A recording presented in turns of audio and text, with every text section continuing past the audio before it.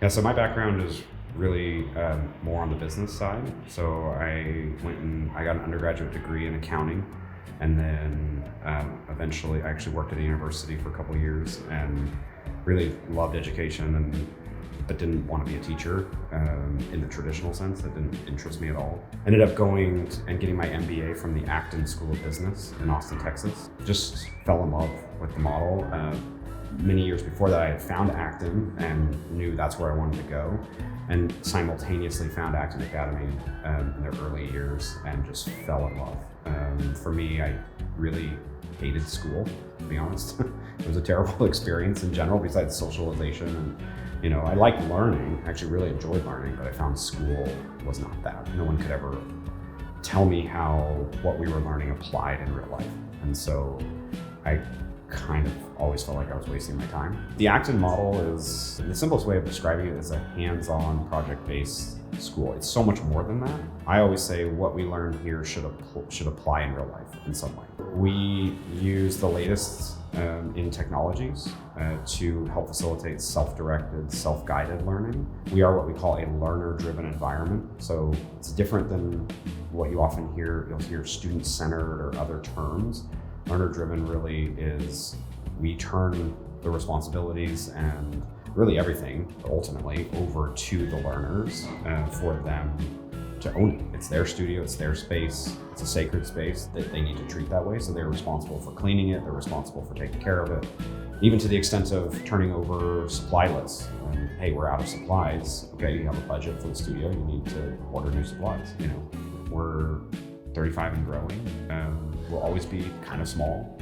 Our space limits our growth to a certain degree, but as needed, we'll find new space. So it's been great. We love it.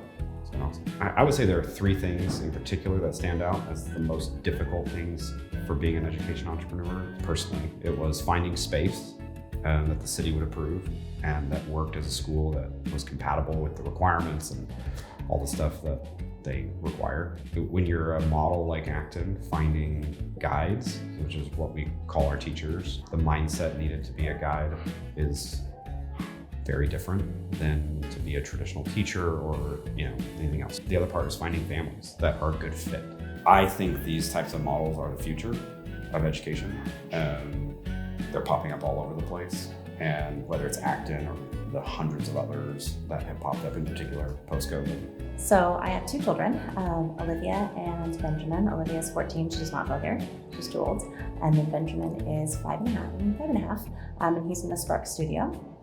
And we chose Acton because there was nothing else like it here. Like many parents, I think, that go here didn't have a great public education experience. So I was definitely looking for something out of the box. The education here that I like the most is they have fun and they're learning without knowing that they're learning.